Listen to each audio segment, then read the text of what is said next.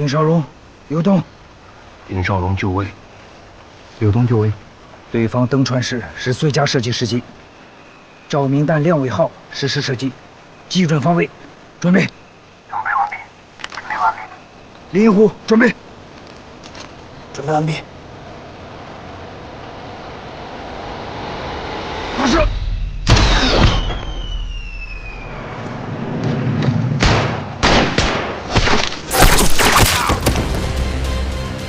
目标全部清除。我是山鹰，从空中锁架后会配合直升机将歹徒快艇向你入水方位逼行，伺机行动。预换明白。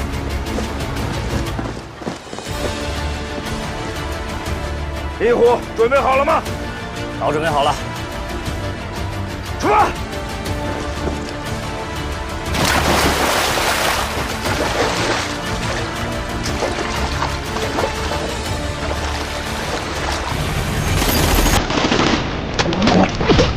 抛弃他们！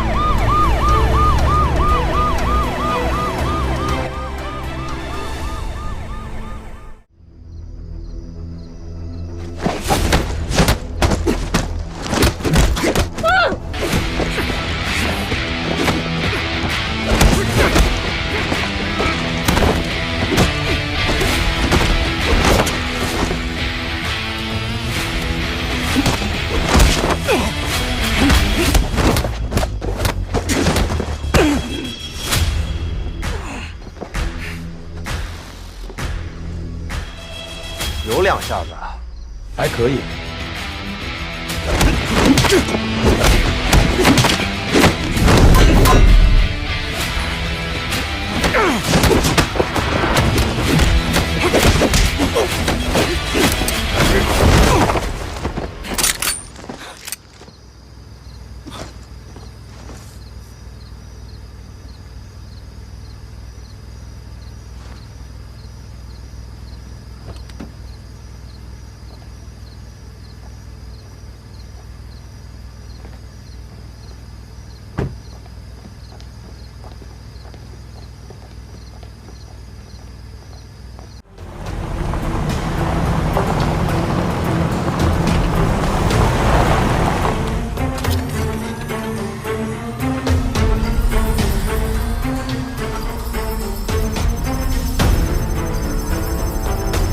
格林，不要着急，马上建立防线。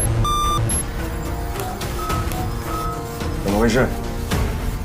我们被强电磁干扰了。马上调频，重新建立通信。是。一连收到支援，一连。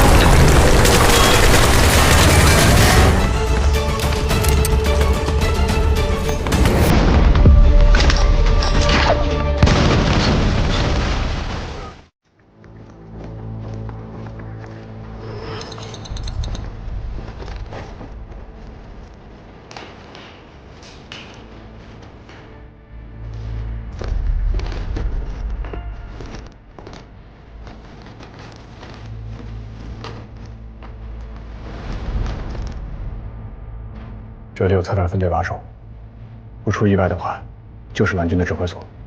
打吗？当然要打，但就凭我们几个，恐怕不是对手。那怎么办？知道特战队的频率吗？知道。好，马上联系杨茂鼎。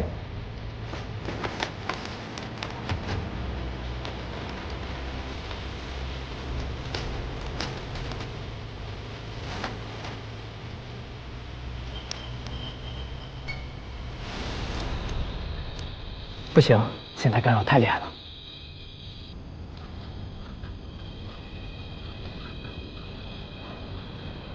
我的耳麦跟特战队是一致的，我来试试对讲。可电台都不行，对讲系统的频率那么低，更不行吧？干扰系统重点干扰的是2G 到4G 频段，这些频段的发射频率都在2000赫兹以上，而对讲系统低于500赫兹，反而不受干扰。可对讲机的距离有限制啊。我们装配的是最新式的短波对讲系统，应该能够连通。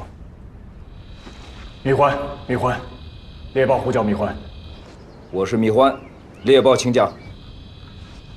我发现疑似首脑要地，需要你亲自清除。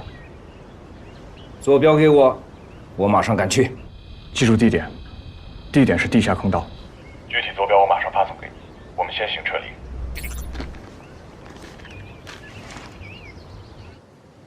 出发！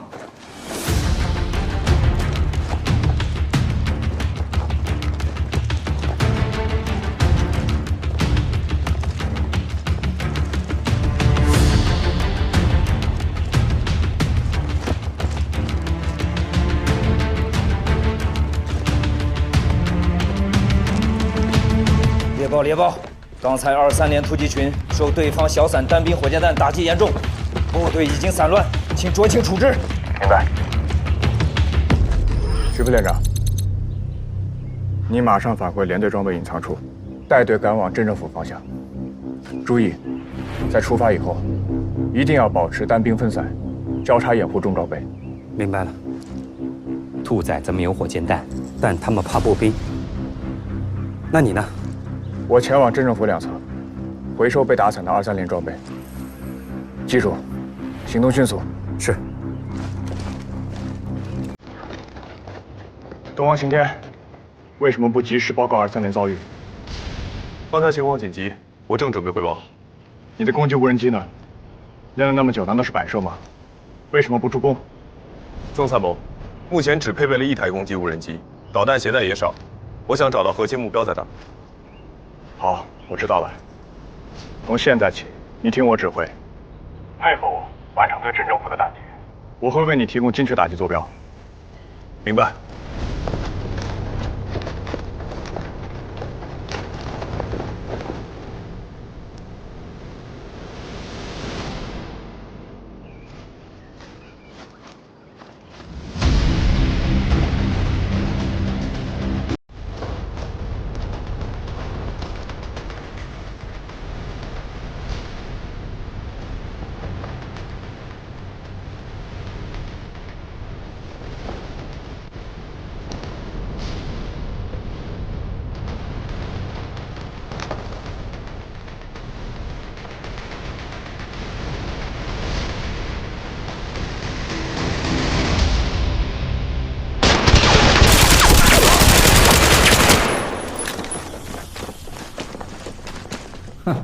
刚才那队没抓上，以为会多来几队了，没想到就来了3只小猫咪，哼，骚性。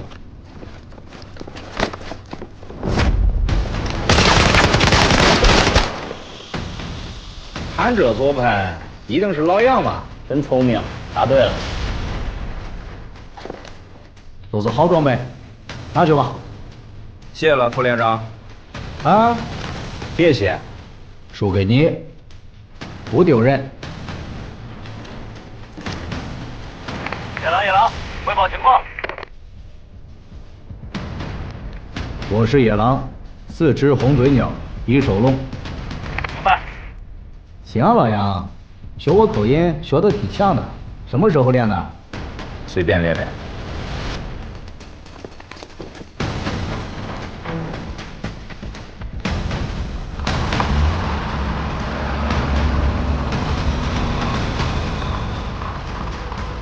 坐标已发送。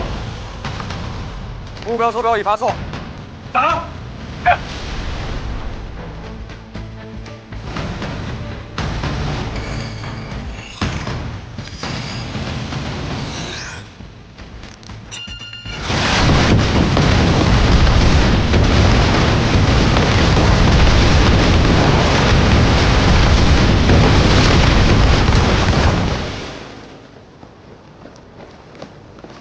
曾参谋，蓝军估计已经不行了，刚才应该只是强弩之末。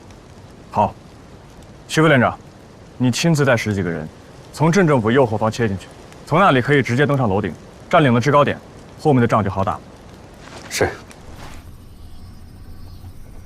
不到最后关头，也别轻言胜负。好小子，连攻击无人机都用上了啊！这个盘子翻得好。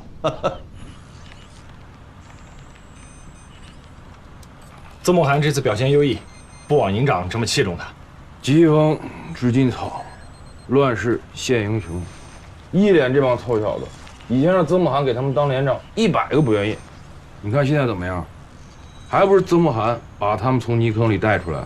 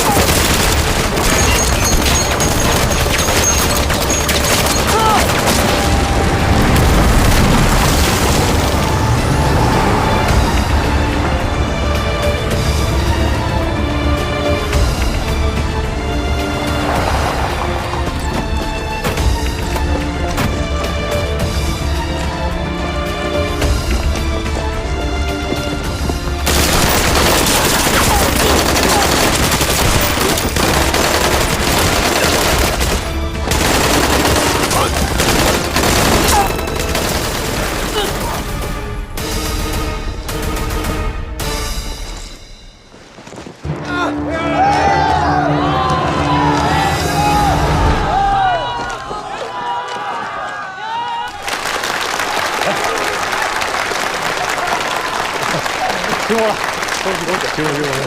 好。报告，营长，目标拿下，演习结束了。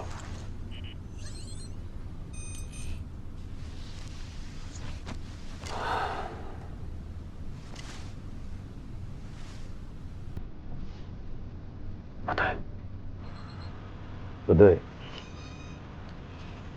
蓝军指挥所一直没出现，怎么会结束呢？你们在高兴什么？你们在高兴什么？人质要不要？现炒现卖的人质，物美价廉，如价包换。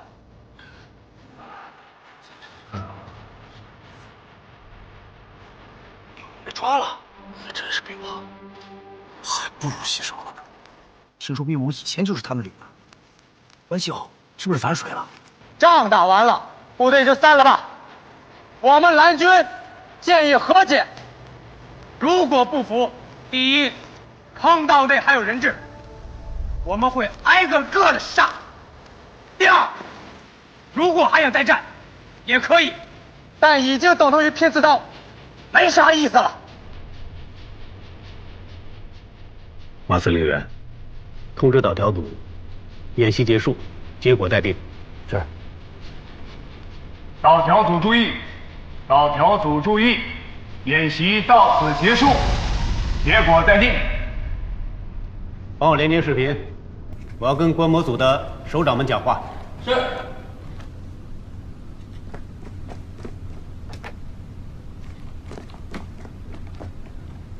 各位首长，张教授，御风营刚才的表现你们也看到了，问题太多，无法一一讲评。今天的观摩到此结束，回头我会呈送一份详细的报告给各位首长。老龙，你说咱们是不是玩得太嗨了？这么多人看着呢，梁副军长这面子挂不住啊！哈，蓝军存在的价值，就是要暴露红军存在的问题。现在挂不住，总比以后挂不住要好。郭子健的御风营问题太多了，咱们玩得越嗨，对他们越有帮助。我不是说了吗？这次就算是我们送给他们的一份大礼。我们的价值魔方，今天丢人是丢大了。虽然今天这个仗打成现在这个样子，但我个人觉得还是有很多地方是可圈可点的。有问题，我们解决问题，没必要自暴自弃。我觉得我们需要好好反思的是，以后如果再遇到同样的情况，我们千万不可以再让我们的情绪左右我们的行为，除非这一次我们御风营真的被人家给打垮了。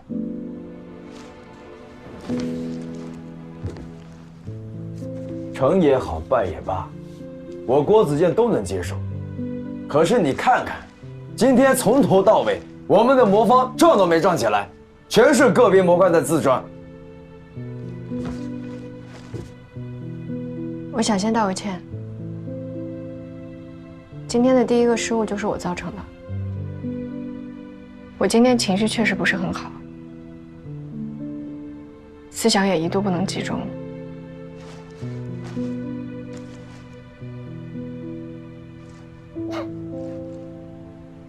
哎，你们两个今天就没觉得咱们这个指挥车上气氛从头到尾就都不对吗？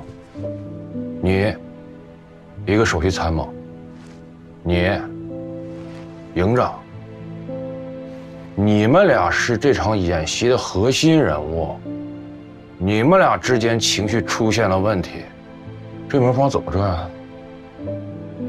如果这魔方转起来了，那也是胡转、乱转、瞎转。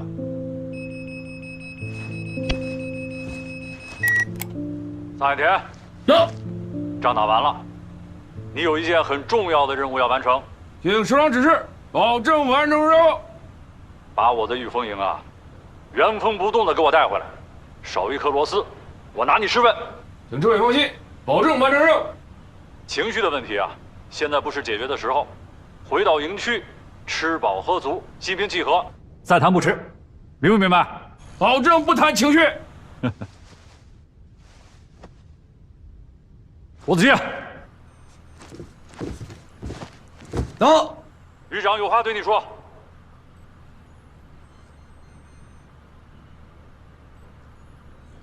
郭子健，到。你没有什么想要跟我说的吗？报告旅长，没有。我告诉你，郭子健，这一仗表面上看是打成了平局，可是暴露的问题也很多呀。现在暴露可能会伤及我们的面子，但从你价值魔方的长远发展看，不是坏事。这一点，如果你看不出来，你这个御风营的营长可就白当了。我希望你可以做一个合格的指挥员。在，谢谢旅长，我不会让您失望的。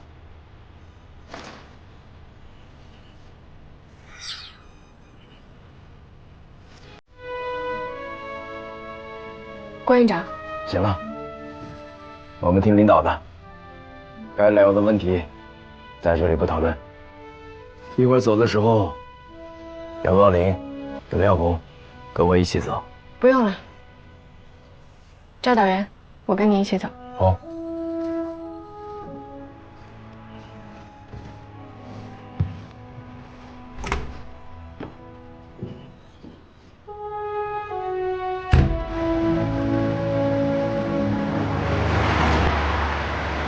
窝囊吧？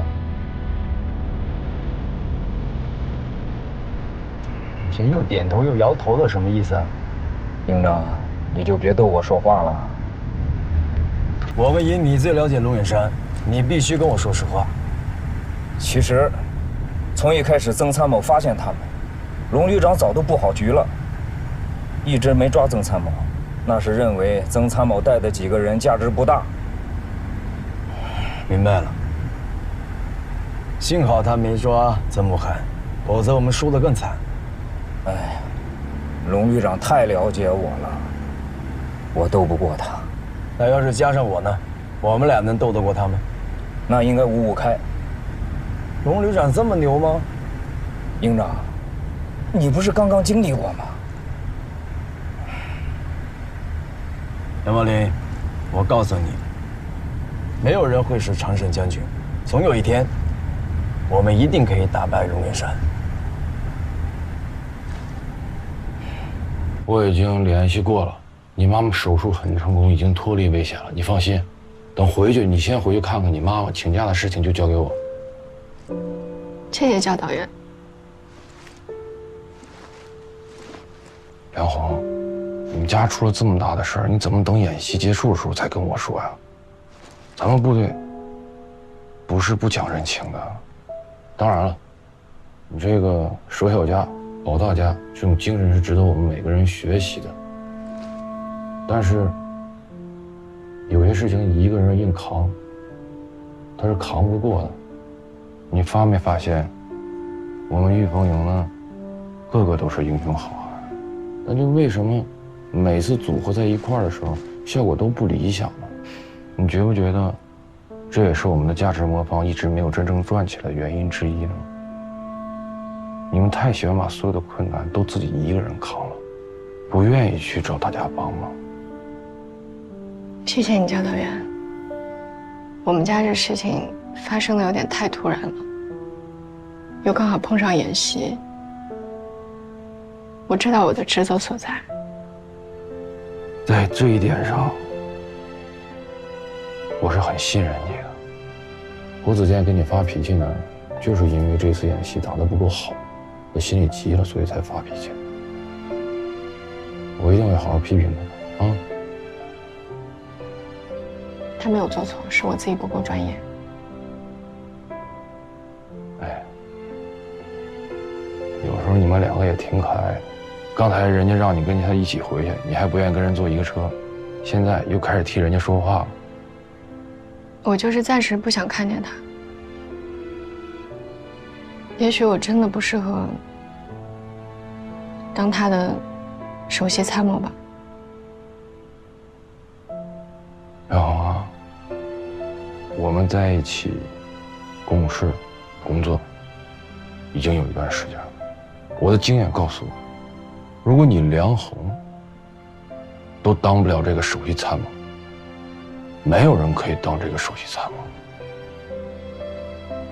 而且我坚信，常见如虹这个组合有朝一日一定可以所向披靡。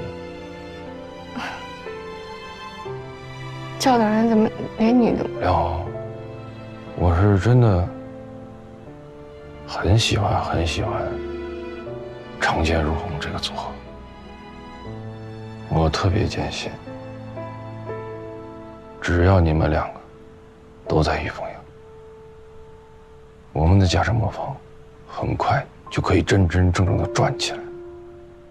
但是前提啊，就是得好好治治郭子健这个臭脾气。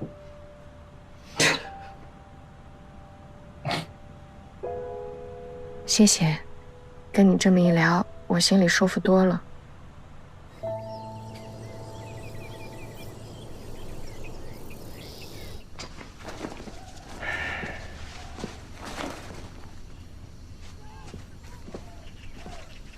哎，你嫂子给我弄了点绿茶，还挺好喝的，你尝尝。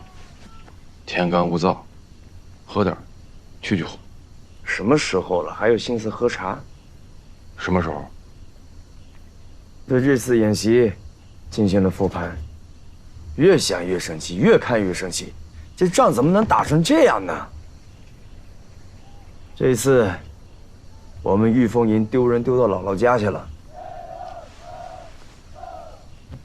你是不是觉得没有办法跟信任你的吕首长交代，更没有办法跟御风营的全体官兵交代，更重要的是没有办法跟你自己交代？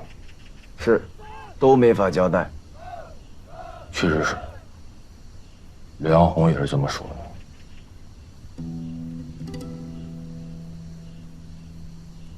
的。人呢？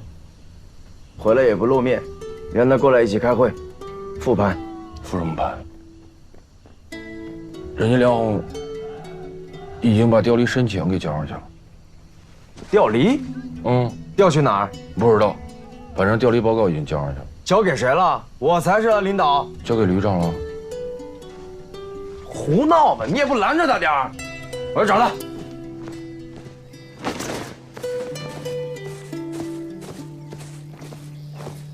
洪小飞，郭营长，梁红呢？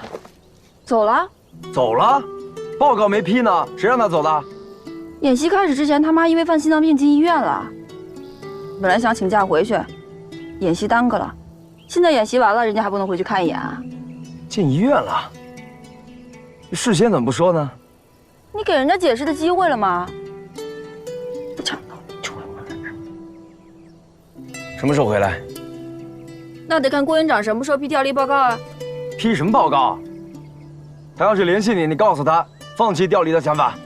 我不可能让他离开御风营。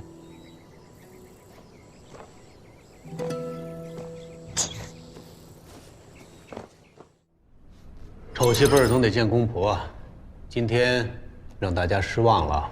我是御风营建设的直接领导者，出了任何情况，我都会坦然面对，所以请大家畅所欲言。我和梁副军长是老朋友，但人情归人情，事理归事理啊。关于御风营呢，我现在的意见和当初的完全一致，就8个字：不伦不类，多此一举。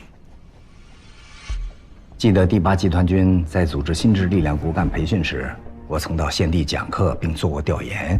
当时我就对组建这样的单位提出过意见，很简单，没有必要。第一，全军合成营已成规模，加上兵种杂、品类多，合成营的建设本身也分了好几个层次，没有必要再组建新的力量单元。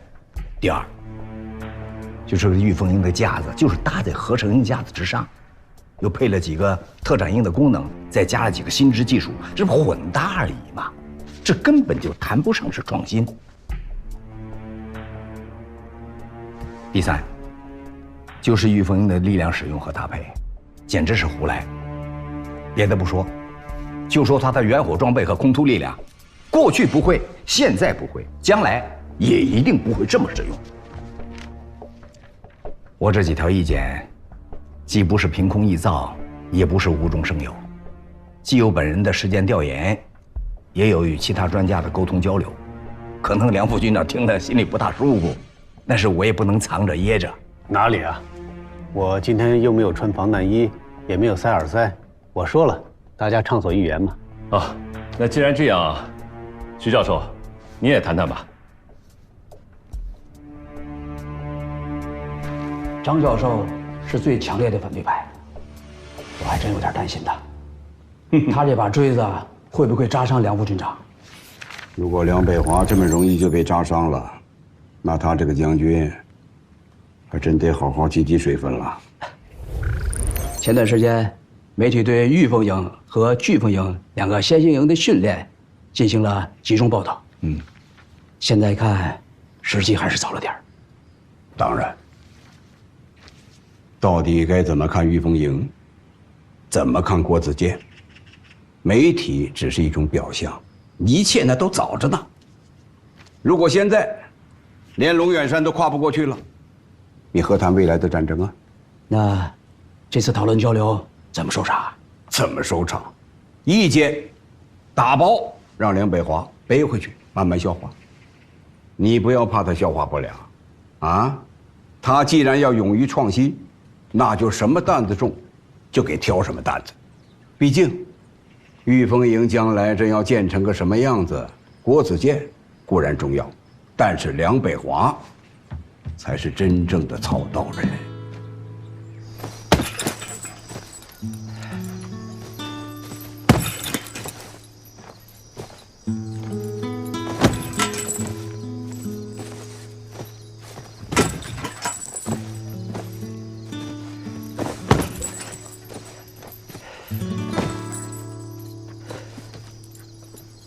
打够了。老张，我觉得我以前太过于在意硬件的合成，对于人与人之间的合成想得少了。魔方的转动不能单靠模块和主轴，还得有一种向心力。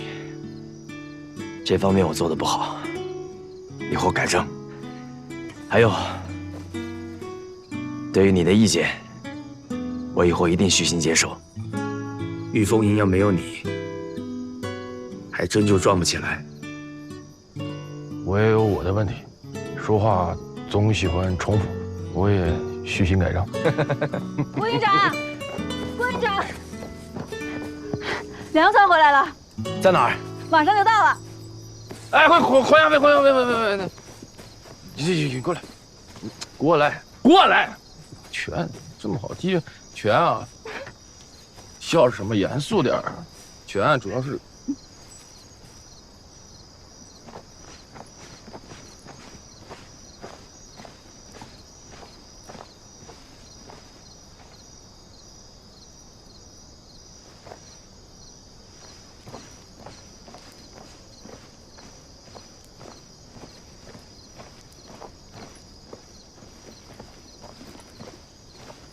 你妈妈还好吧？嗯，要不然让部队给医院打个招呼，关照一下。不用。什么时候出院？你有话跟我说啊？对不起，这几天我一直在检讨自己，为什么你不把你妈妈生病的事儿告诉我？因为这件事情跟你没有关系。不。当然有关系。你说过，我们是那种上了战场，可以把后背交付给对方的战友。玉凤营成立到今天，无论遇到什么样的事情，你都会站在背后支持我。可我却在你需要我的时候，没能成为你值得信任的同伴。这一点我做得不好，我向你道歉。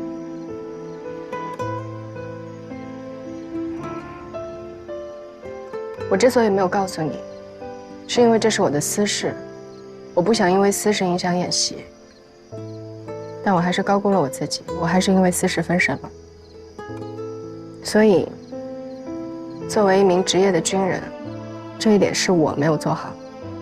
虽然我也经常忘了这一点，但还是要告诉你，你是个人，不是台机器，不要觉得自己无所不能。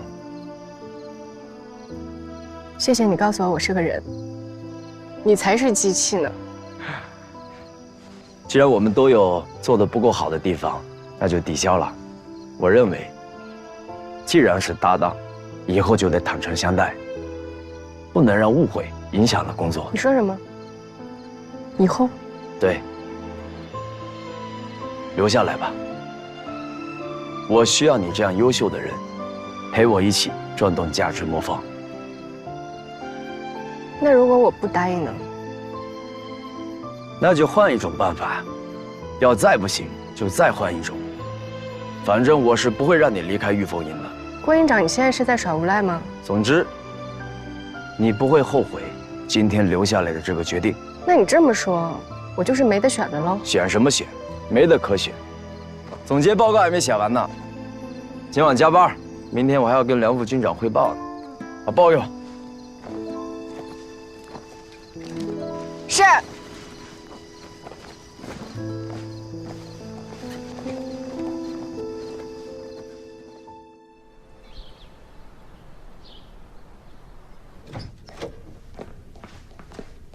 首长让你在他房间等一下，他交完班过来见你。好，谢谢。不客气。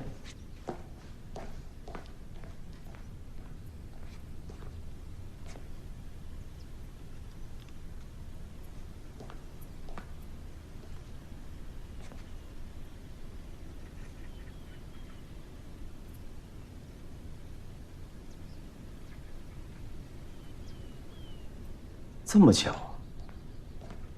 怎么这么巧？首长，首长，这个沙盘我见过。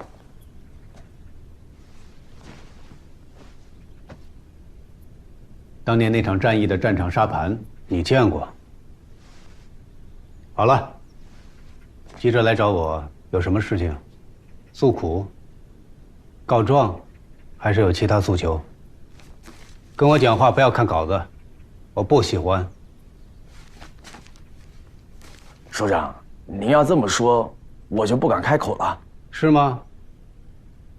你小子一贯我行我素的，还有不敢开口的时候。讲吧。是，我是来向您做深刻检讨的。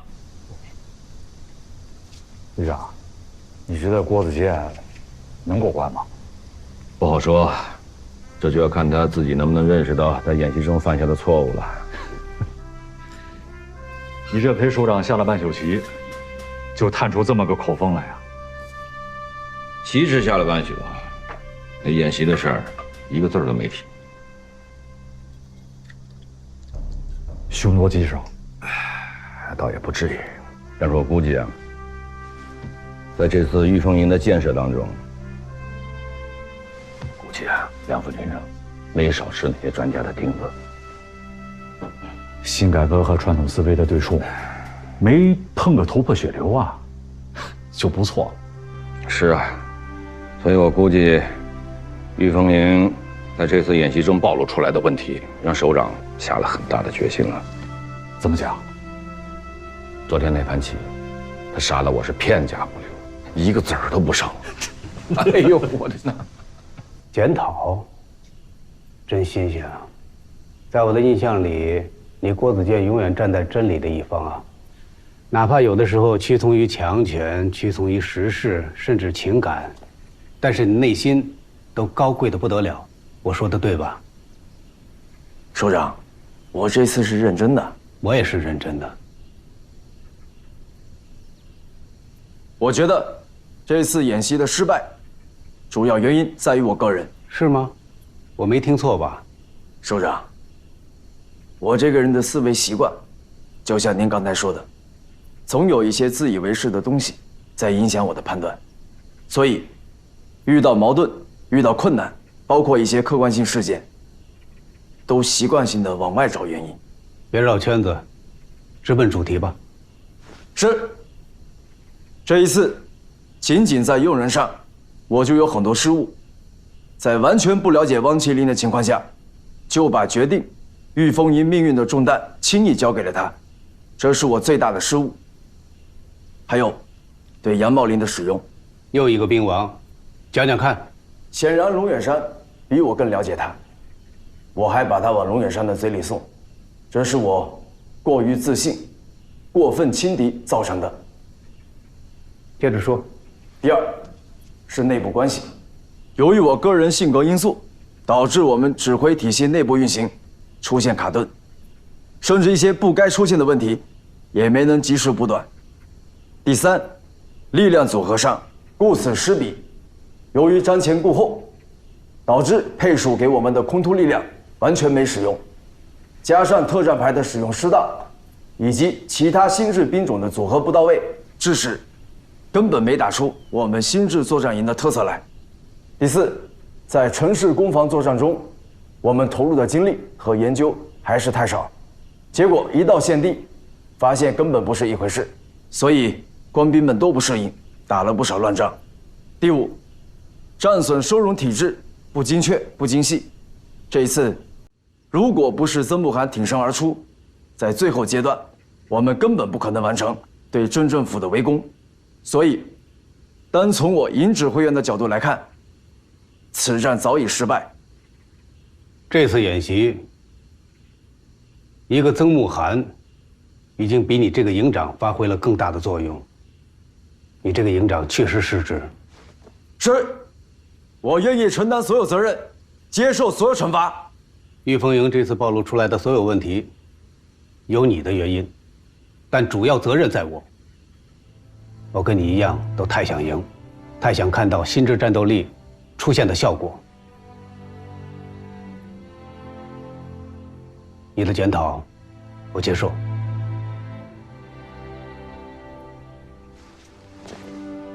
我的检讨，你帮我转给营里的同志们。首长，您这不是打我们脸吗？有错就得认错。我最大的错误就在于被你们开始的表现冲昏了头脑，在你们魔方里的模块还没有打造好之前就急于转动，伤了主轴。郭子健，你知道吗？我太想让所有人早点认可你们的魔方理论，我太着急了。现在有人说风凉话，说我梁北华当了4年的副军长，马上就要退休了，这么急于求成，为的就是再升一级。他说对了一半了，我是要退休了。我退休前想做的，就是为了推动陆军改革，尽自己的绵薄之力。首长，总归还是我们不好，让首长失了颜面。我的颜面不重要。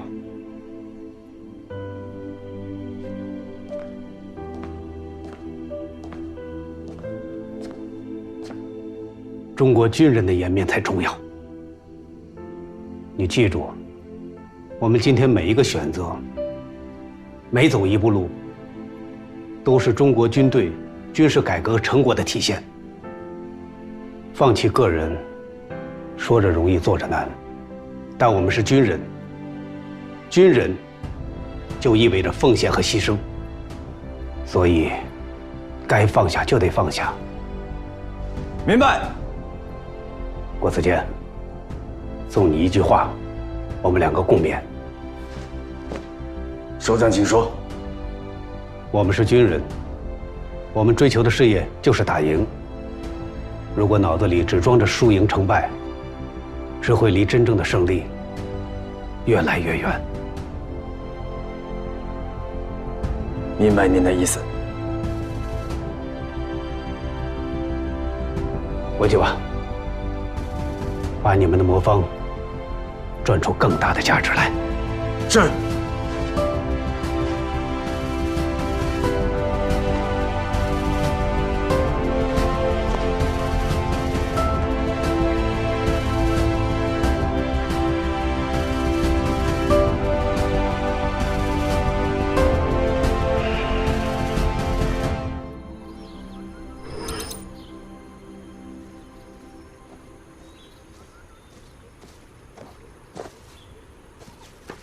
营长，想什么呢？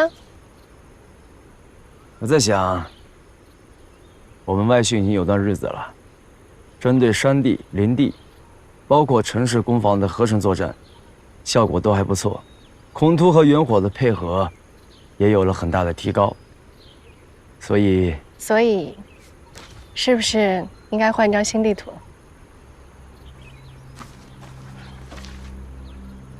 御风营赴东南沿海驻训申请。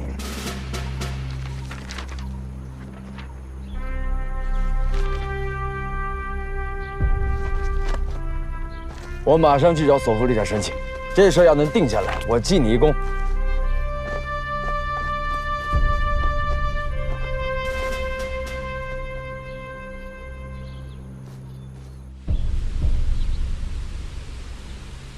报告，进来。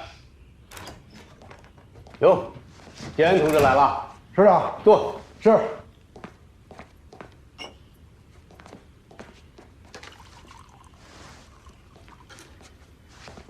来，喝点水。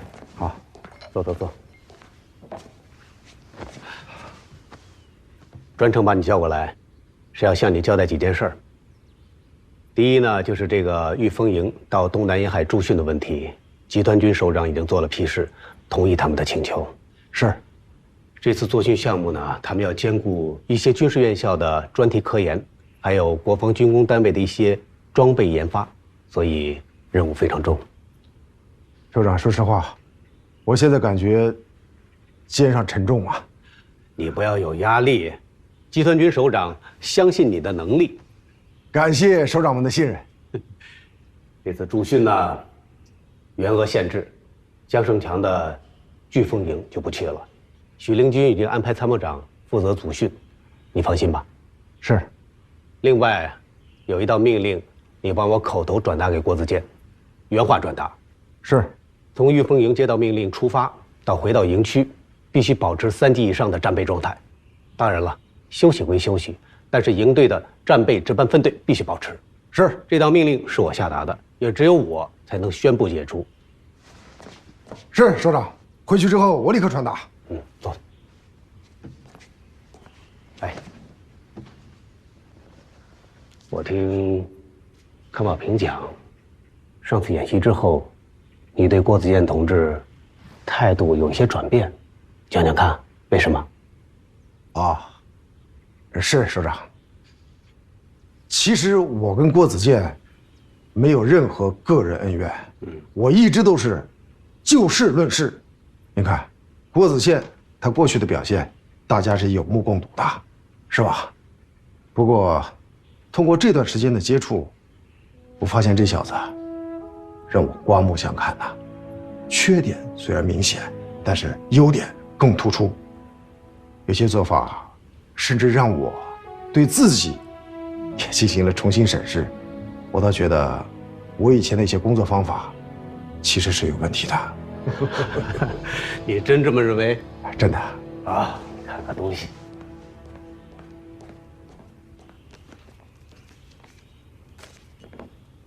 来看看这封信。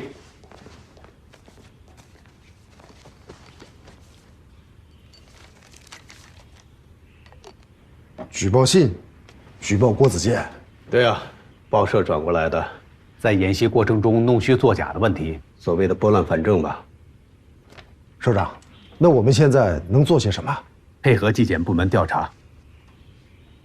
我来协助调查。对。不太合适吧？这是集团军党委的决定，所以你要拿出一份经得起党性检验的报告。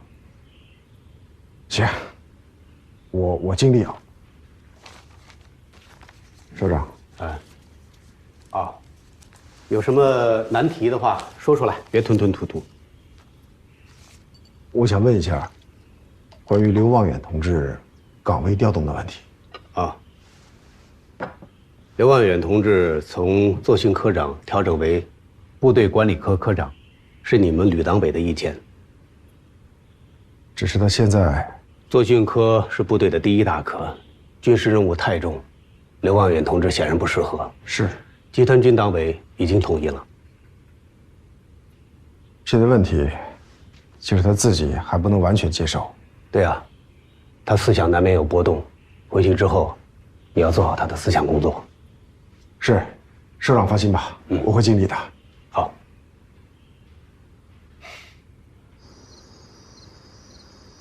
报告。进来。哥，啥意思呀？副旅长，索副旅长，我搞不懂。你调动的事儿，我在部队这么多年了，兢兢业业、勤勤恳恳，我好不容易一步一个脚印才做到今天这个位置。哎，我到底犯啥错了？要把我发配到部队管理科去？这怎么是发配呢？正常调动，平调。哦，说的好听那是平调，但是咱们心里谁不明白呀？那部队管理科跟作训科能是一回事吗？哦，现在让我回去搞管理、搞后勤，那还不如我以前在一营当营长呢。这不是把我的上升空间全给堵死了吗？您跟我说句实话，是不是有人跑到上级领导那儿打我小报告告我状？你想多了。我刘望远这个人行得正，坐得直。如果您非要说我有什么问题，那也就是我这个人做事儿过于讲原则，容易得罪人。但有什么事儿您可以当面跟我说呀，干嘛非得在背后捅我刀子嘛？找上级领导打小报告了不起啊？那行，那明天我也去集团军，我也找关系，我也找领导，我非得把这事办回来不可。你找谁？有完没完了？找谁？你说，你去找谁？找能耐了你？为了岗位调动去找领导，走后门是吧？刘望远，你太让我失望了。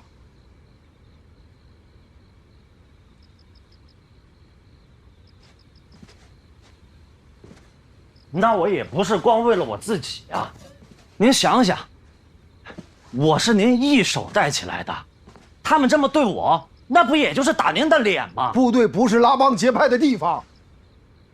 我告诉你，关于你的调动，是旅党委和集团军领导一致决定的。你就说吧，你接受不接受？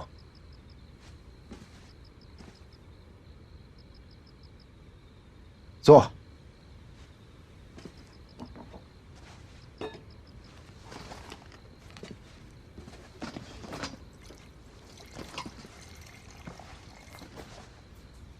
刚起的啊。我是望远呐，上级为什么这么做？那是为了你的前途考虑啊。你的特点是什么？办事周全，思考问题细致，善于沟通，善于协调。你到管理科，那不正好发挥你的优势吗？对不对？再说了，历史上多少大人物起起伏伏，厚积薄发的大有人在。我告诉你，刘望远，我要是你，我就好好干，干出成绩，用成绩证明自己的能力。我让人把我调回去，求我回去，懂不懂？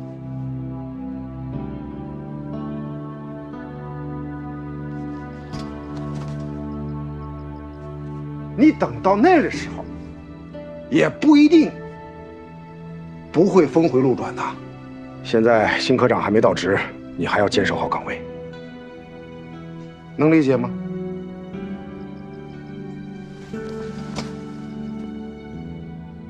理解。哎，服从不？服从。好，来，干一个。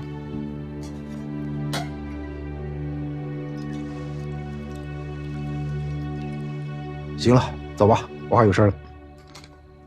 哎，那我回去再消化消化。嗯，我批准了。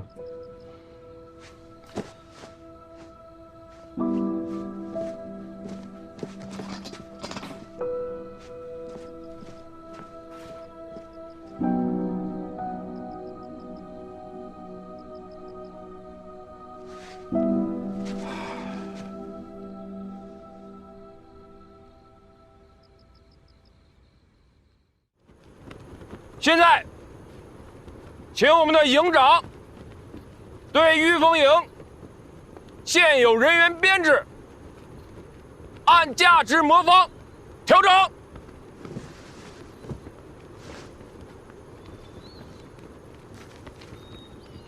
同志们，为了能够更好、更快地完成对价值魔方的构建，也因为我们是一支具有前瞻性和探索性的部队。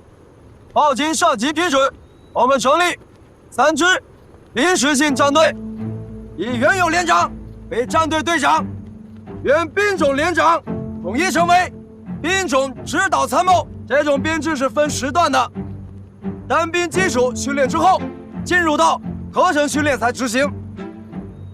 等部队进入到下一个训练循环期时，各连重新归建。既然是魔方，大家就要尽快的适应这种动态式的组合模式。我相信我御风营官兵都能够很快的适应这种作战状态下的魔方运转。同时，我们御风营是新制营，所以新制力量各作战分队保持营属状态不变，但也有个别分队将出现微调，比如在营原有侦察专业加分各连之后，营特战排就要担任更多的特种作战功能。特战排有没有信心？有。好，我要说的暂时到这儿，下面请教导员宣布一项任命。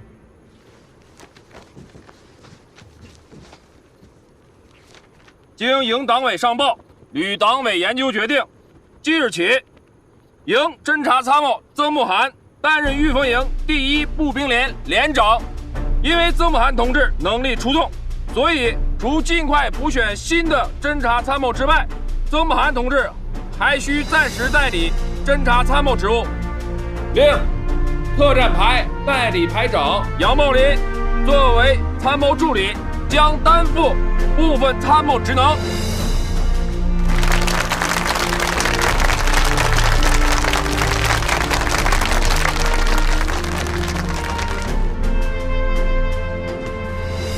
同志们，此次出行因为担负有关院校的军事科研任务，我们的出行方式会与以往有所不同。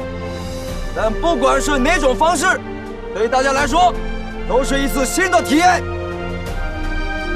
同志们，我们东南沿海见！东南沿海见！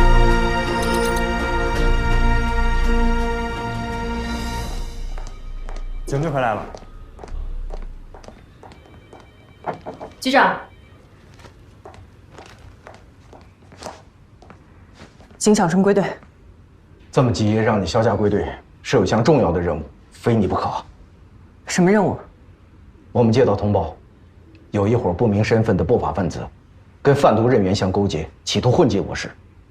你们的任务就是配合特警队行动。具体的计划是这样的。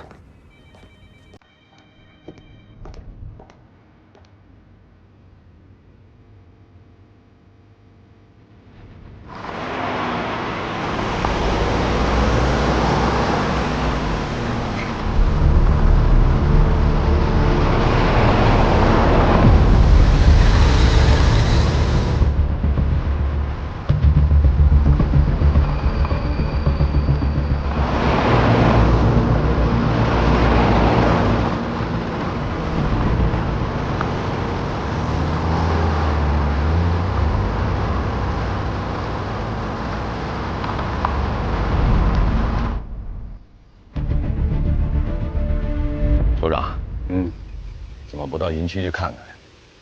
干嘛去营区啊？这不挺好的吗？从容自在的。首长，我倒是觉得，您到现场这么一送啊，部队的士气会蹭蹭往上冒。现在不是冒气儿的时候。重装备都上车了吗？啊，昨天已经上了平板了。其他分队准备用运20远程投送，2架飞机已经全部到位，随时可以准备登机。郭子健和梁红呢？他们已经在去机场的路上了。首长，那任务什么时候下达？他们上飞机之前拦住他们，同时下达任务。是。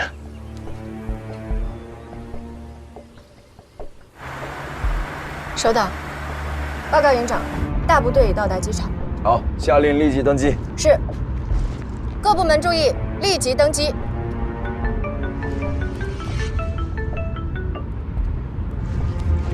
旅长，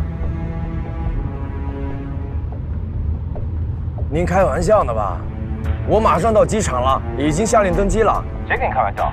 我告诉你啊，组织登机的任务，我会派专人负责，保证会把所有登机人员全部安全送达。但是你梁红还有部分特战队员必须以新的路线、新的交通方式抵达海通市。明白。还有什么要求？时间从现在起开始算，24小时之内。你们必须乘坐旅游大巴到达海通市。怎么去民兵训练中心，你们自行决定。明白。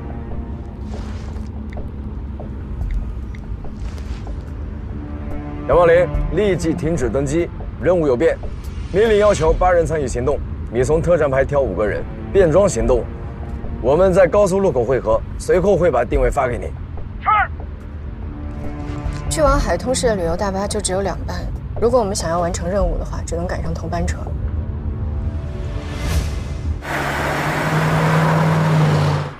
我刚说的都记住了吧？明白，当真分开坐，互不认识。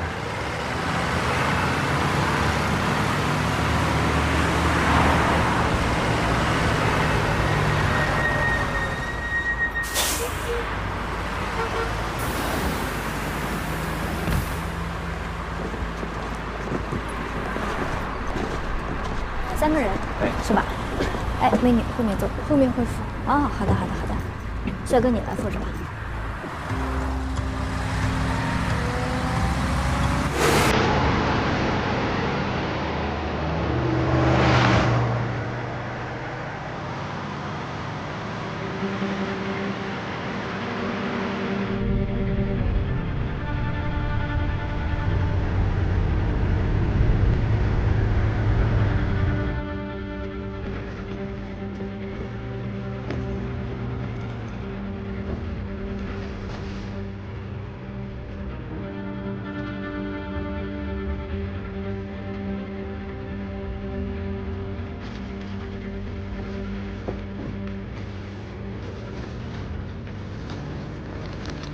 哎，哎呀，不好意思，不好意思啊，没事儿。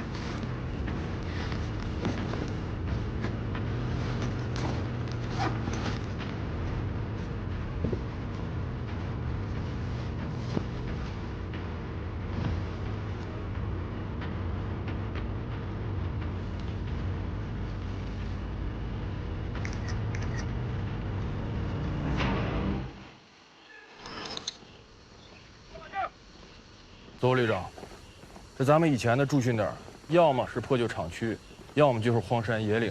你看现在这沿海地区的民兵训练中心都已经这么正规了。任庄到达情况怎么样？除了郭子健和梁参谋带的小分队以外，部队已经陆续到达了。邹旅长，这个时候还能有什么特殊的任务吗？怎么临时让他们改路啊？什么任务我不清楚，我只知道明天上午10点15分之前，他们必须到达。您不会让他们跑过来吧？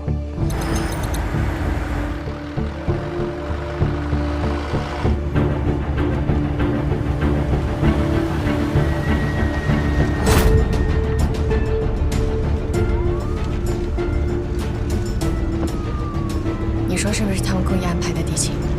有可能。见机行事吧。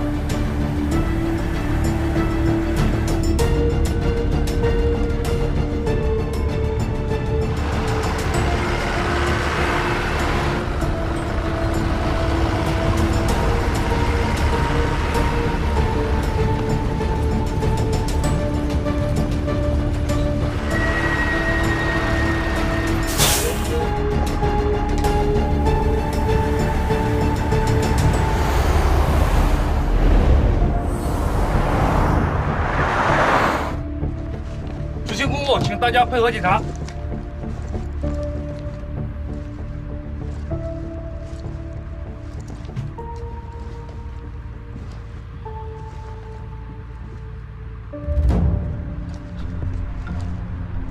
王艳霞，哎，就是他，带走。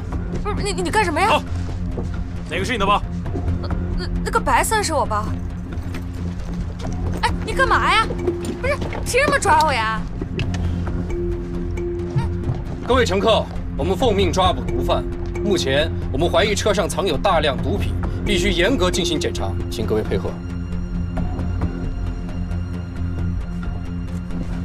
警察同志，我们还有急事，先让我们下去。车内发现毒贩，在没有彻底清查之前，任何人都不能排除嫌疑。我们挺着急的，有事儿也得给我等着。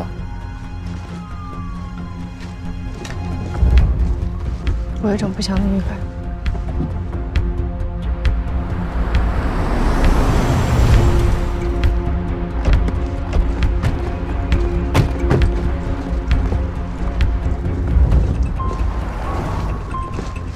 这么巧，我们是来执行特勤的。女朋友啊？张队，你们认识？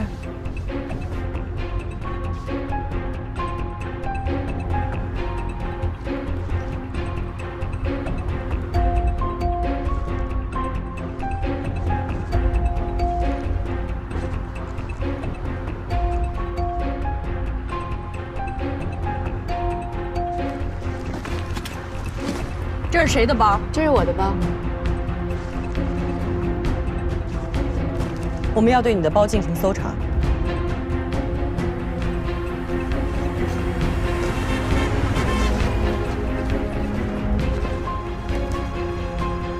这盒子不是我的。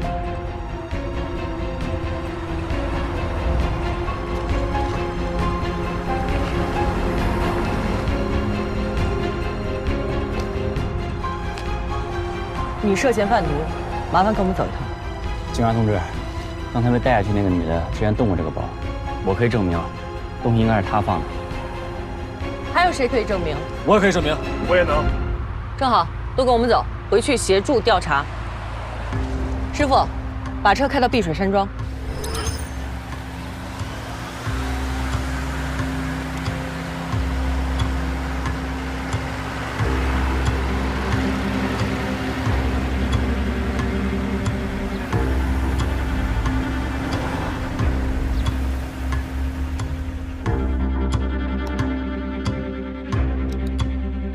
你不用给我看这些，你知道我的身份，那几个人是我下属，跟毒贩没关系。资料你也看到了，毒贩发送的接头人照片，正是你的首席参谋，并且我们在他的包里发现了高纯度毒品。这你也信啊？我信不信不重要，我们讲的是法律，要的是证据。江川，你有什么资格羁押我们？郭子健，这怎么能算羁押呢？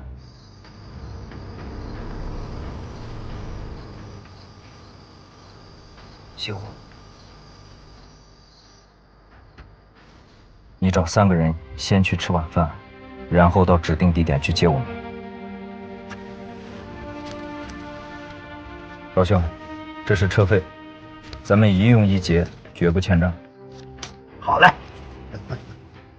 你们先住下，我们呢已经通知了部队保卫部门，等他们来了，我们尽快核查清楚，争取今晚过后给你们清白。今晚过后，我们有紧急任务，必须走。毒品是在梁红的包里发现的，所以问题弄清楚之前，你跟我说什么都没有。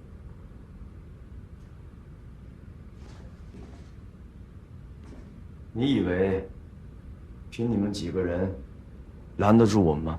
特警就在外边，不服就试试。对了，你们的活动区域仅限于2楼，有任何需要可以跟我提。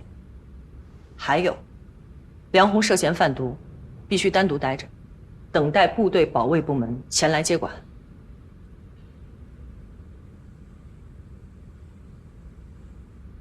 好。我们配合，辛苦啊！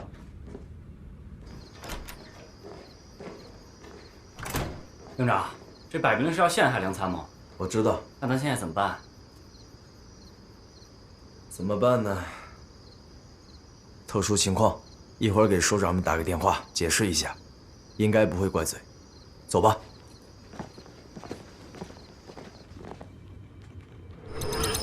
郭子健，是脑子没转过弯啊，还是想偷懒啊？城市作战是现代战争的重中之重，这样的演习还是很有意义的。梁副军长，如果郭营长真打电话向你们请求推迟报道，那我们这演习不是白搞了吗？是吗？既然如此，那我们就等等郭子健的电话吧。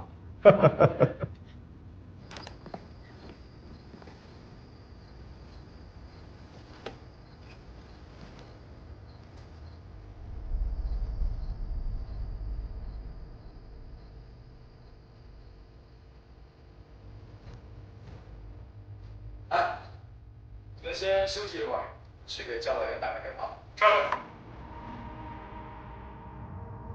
这就是你说的硬茬子，感觉头脑不行。郭子健没你想象那么简单，更何况，他们还有3个人不在大巴上。已经查清楚了，另外3个人坐的是出租车，我们的人在一个餐馆的门口发现了他们的行踪，正盯着呢。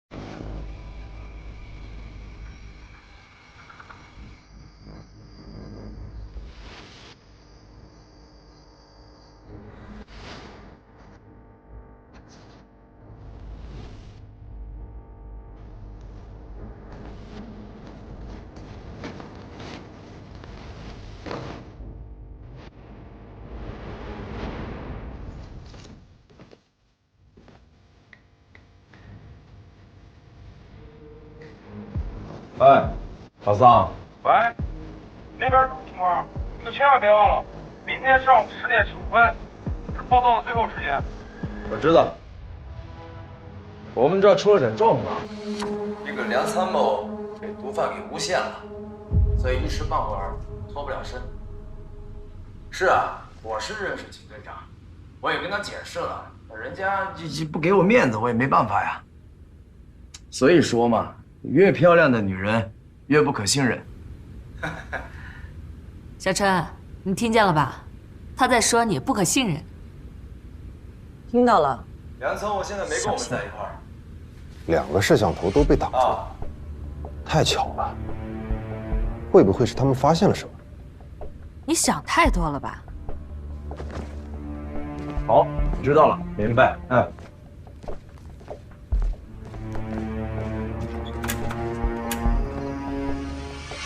梁参谋在哪儿？还没找到，继续找。是。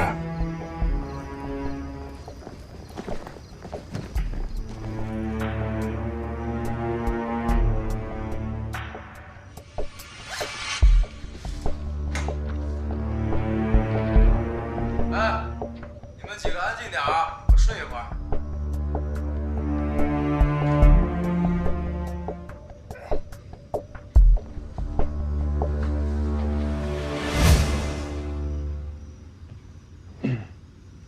就这么入迷啊？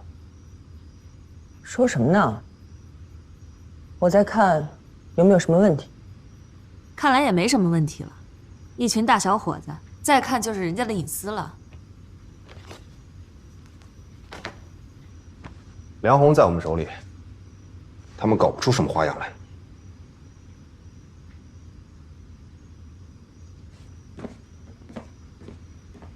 什么情况？我还以为他有什么后招呢，这怎么连觉都睡上？梁副军长，我们是不是也可以撤了？这才哪儿到哪儿啊？接着看完吧。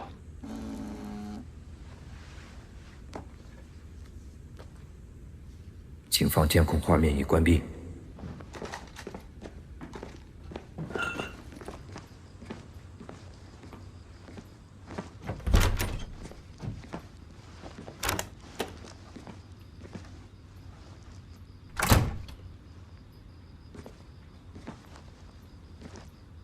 梁红。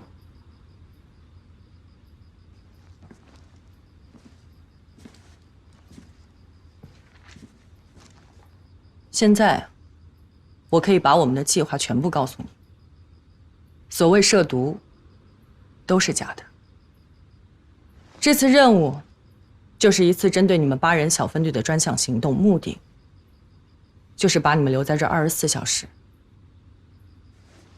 一开始，我以为你们都是部队的精英，还特地邀请了特警队前来协助，没想到你们太让我失望了。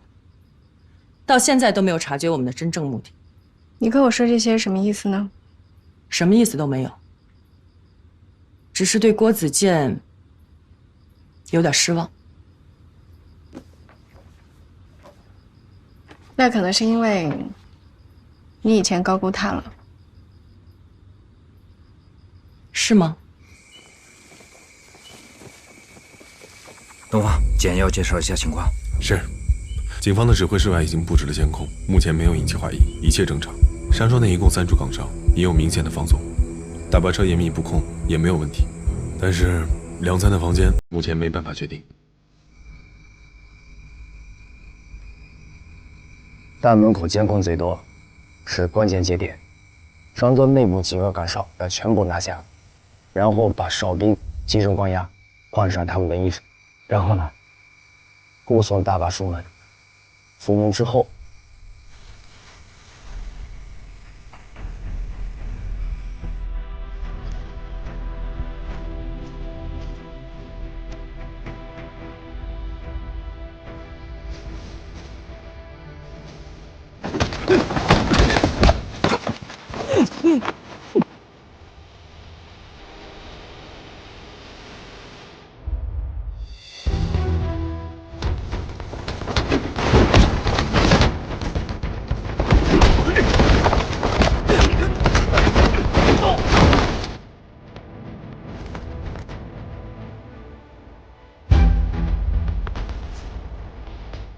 所有人跟我来。是。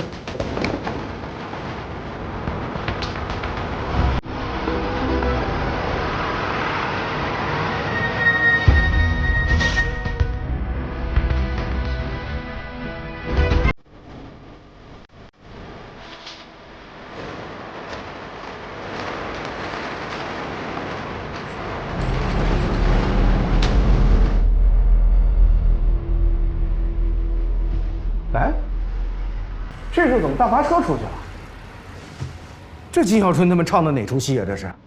报告，有情况，郭子健不见了。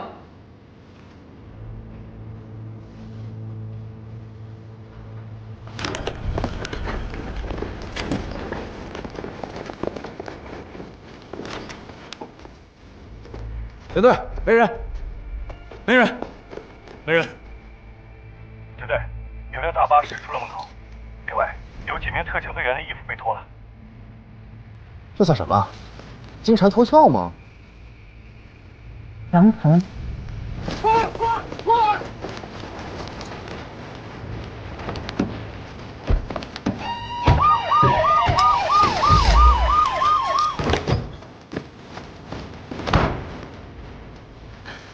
齐队，梁红还在。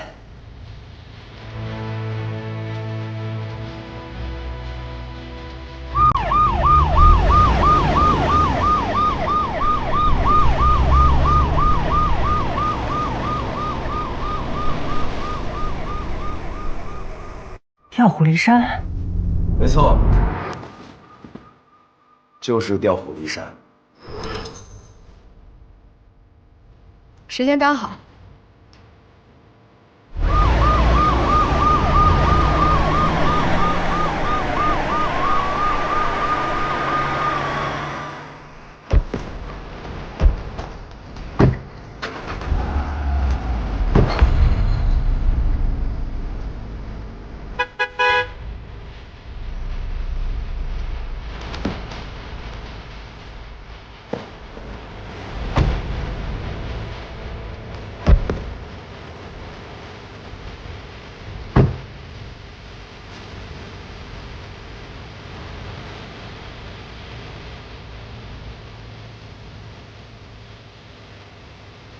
好一招兵不血刃的金蝉脱壳，可惜还是被你识破了。不过就你一个人，拦得住我吗？对付你，我一个人足够了。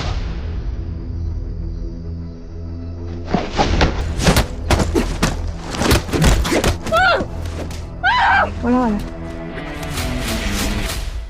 根本不是对手。郭营长不会输的。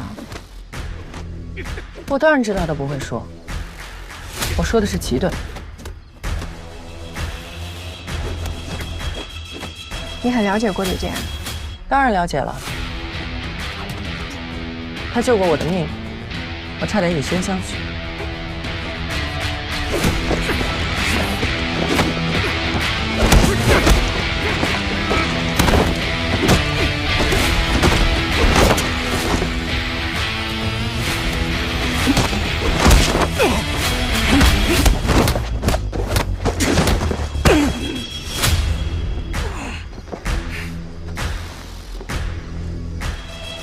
有2下子，还可以。